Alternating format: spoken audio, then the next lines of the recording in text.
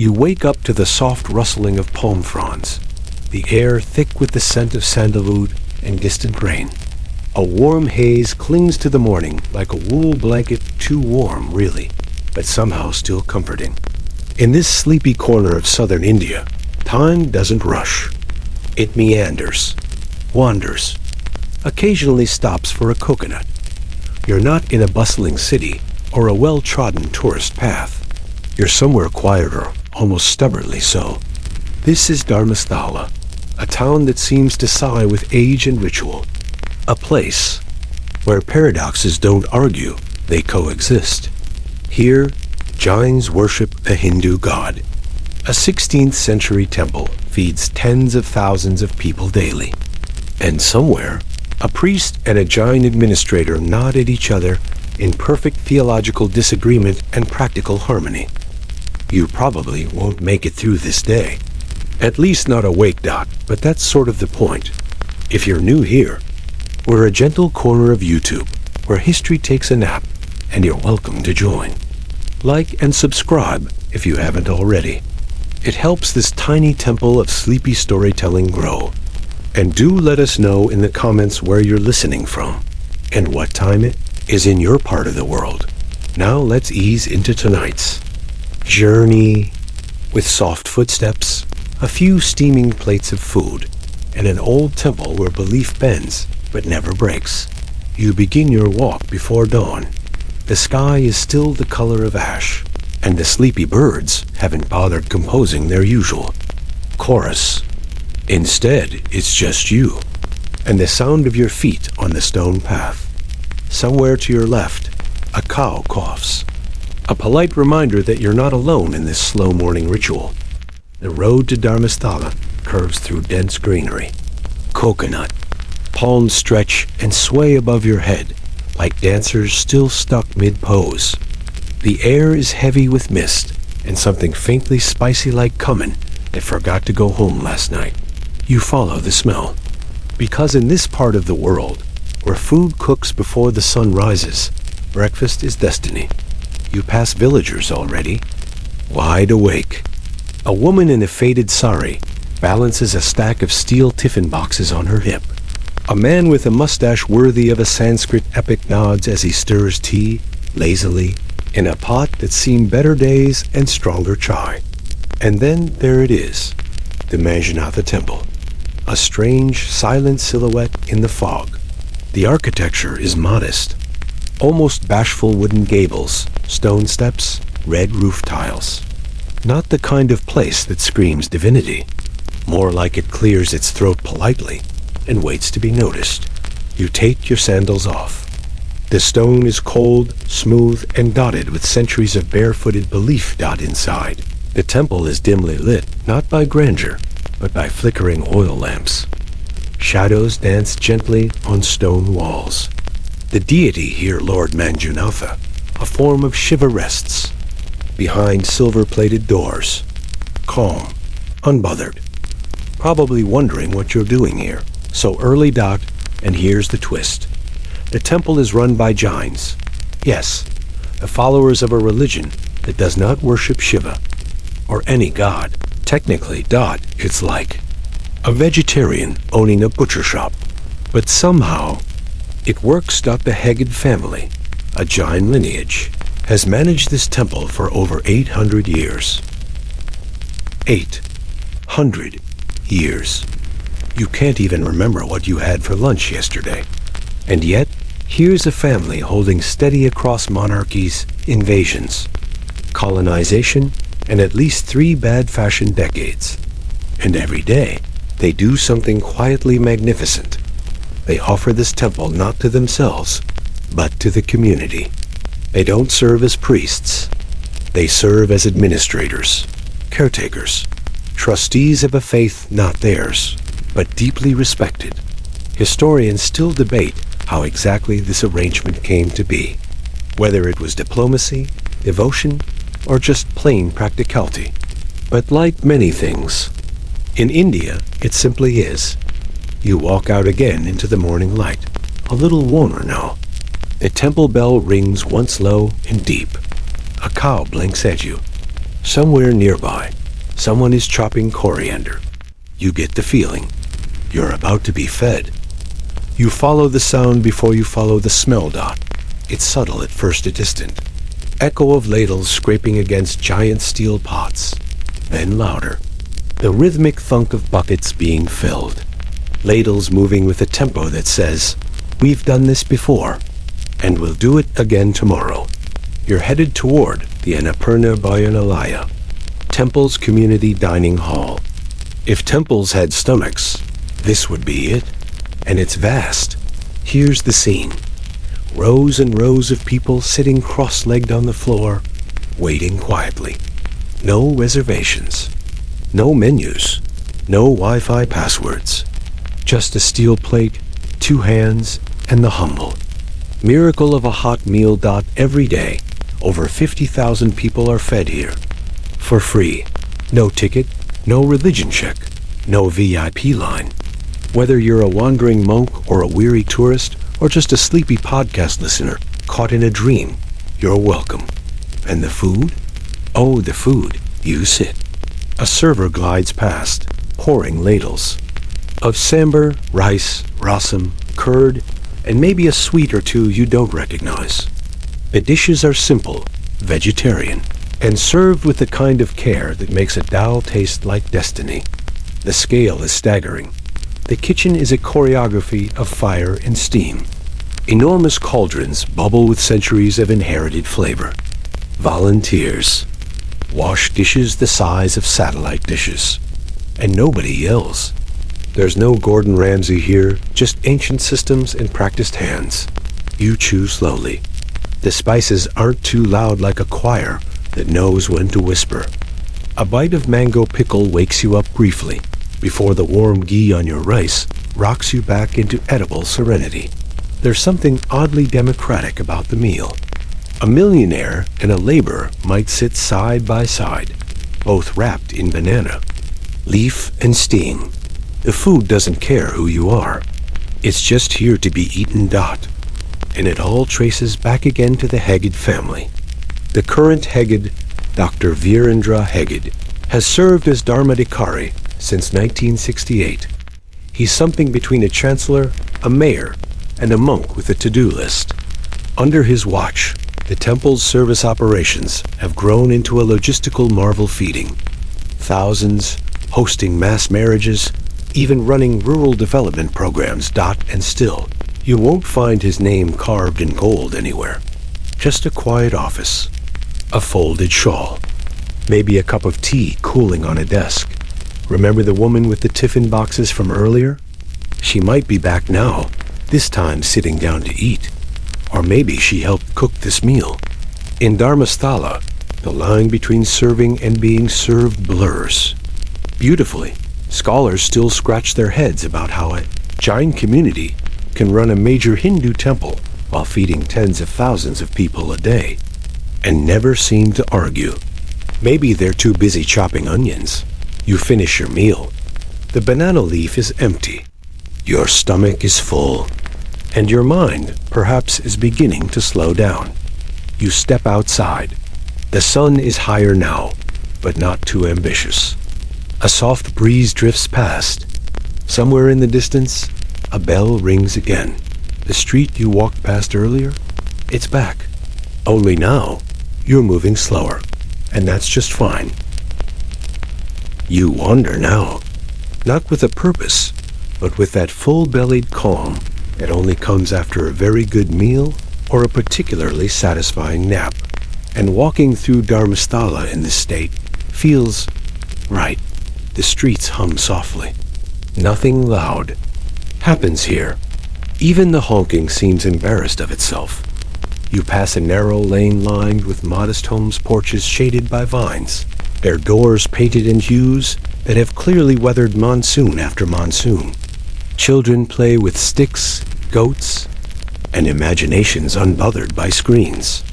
A grandmother fans herself on the threshold, keeping an eye on the sky like it owes her rain dot, and then you see him. A statue, towering, serene, stone-carved, and unblinking. This is Bhubal Jain Saint prince, renouncer of kingdoms, clothes, and buy. The look of it haircuts. He stands here, quiet and impossibly tall, wrapped in nothing but his own stillness. Plants grow around his feet, literal vines sculpted in stone, to show how long he stood in meditation. Bahubali's story is as old, as kings and as stubborn as legends. He once wrestled his brother for control of a kingdom. Then, in a twist even Shakespeare might have considered a bit traumatic, he gave it all up. Walked away. Chose silence. Now, his statues appear all across Karnataka. This one's smaller than the famous monolith at Shravanabelagala, but no less dignified. He's like the cool, quiet uncle of enlightenment. Not here to judge, just watching. Patiently. Forever. You sit in his shadow. There's a breeze now, and the rustle of leaves. Feels like distant chanting. A bird hops near your foot, then thinks better of it.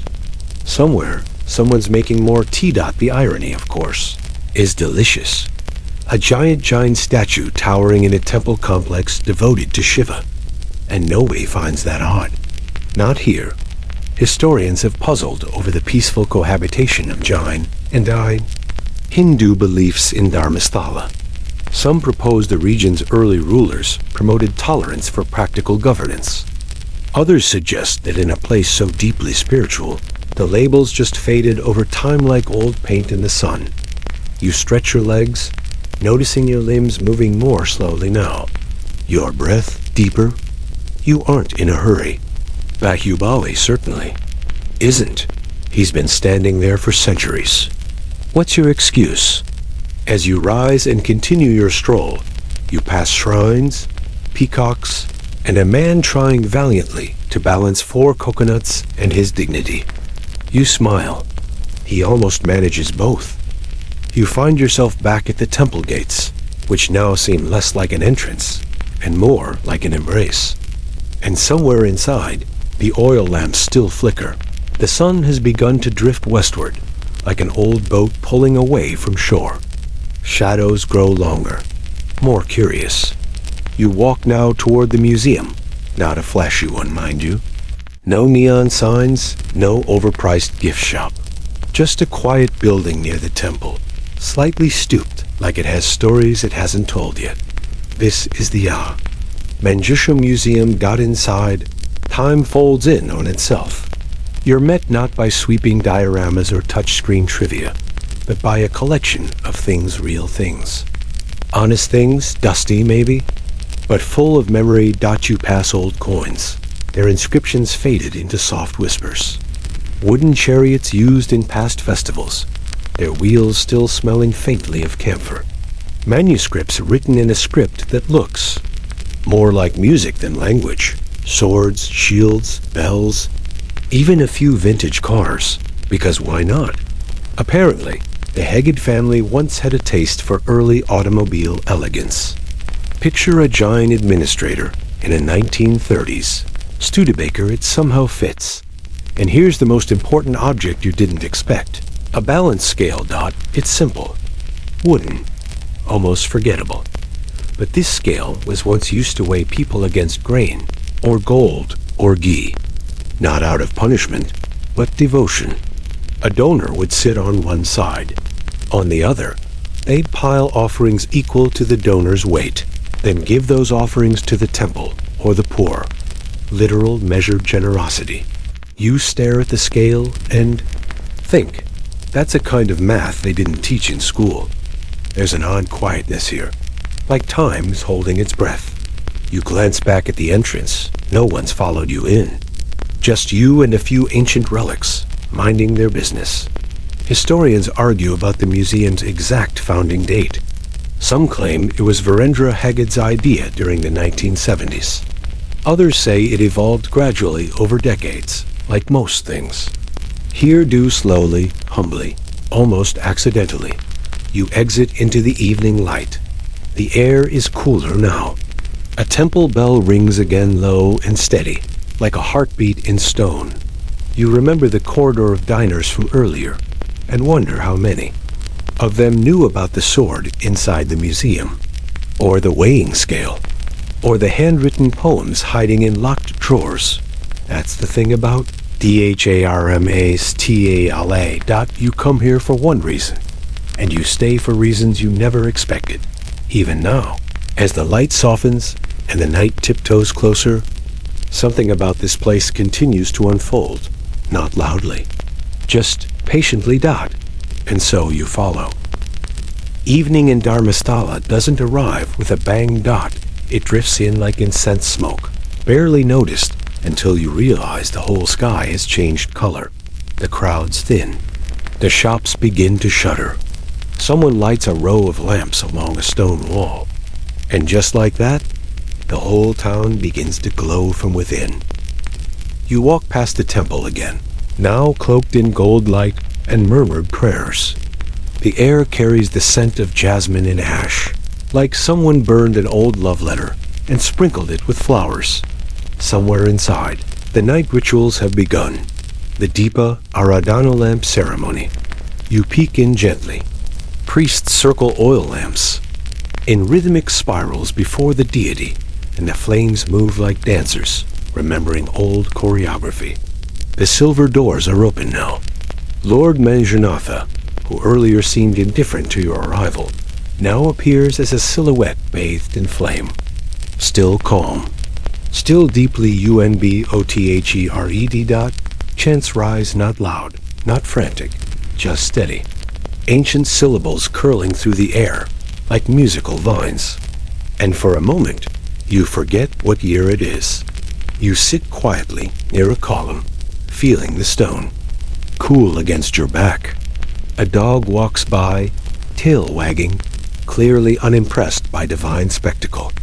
A boy tries to copy the priest's hand movements, his fingers clumsy but enthusiastic. And behind all this, unseen but essential, the Heged family continues their quiet orchestration. There are files to sign, events to plan, a guest house to manage, maybe even a plumbing issue somewhere. The magic of Dharmasthala, you realize, is not in its gods or rituals, but in its people. The volunteers, the cooks, the sweepers, the librarians, the men who serve food, and the women who light lamps, and the children who grow up never thinking it strange that their town is run by a Jain who oversees a Shiva temple and hosts Buddhist talks in his spare time. Because here, everyone serves. And everyone is served. There's a certain poetry to that. And like any good poem, it doesn't try too hard. It just is. Historians still argue over the temple's original founding. Some say it began with a vision, received by a Jain chieftain. Others believe the land was sacred long before any records were kept. The truth is likely somewhere in between, or nowhere at all. The lamp ceremony ends with a soft bell. You rise slowly, your legs half asleep, your heart half awake. You walk back into the cool night, the stars blinking on overhead like old friends remembering your name. And for some reason, you feel lighter, like something unnameable has been lifted. Or maybe it's just the rice, finally settling. The night settles around. Dharmasthala like a blanket tucked in by a grandmother with very strong opinions on bedtime. The town is hushed now. The temple doors are closed. The dining hall has been scrubbed spotless. The last of the tea vendors wipes down his cart. Even the cows seem to be calling it a day, except for one who looks like she's got a midnight meeting with the moon. You wander toward your lodging, simple, clean, with a fan that hums like it's trying to lull itself to sleep. But you don't lie down just yet. Not quite.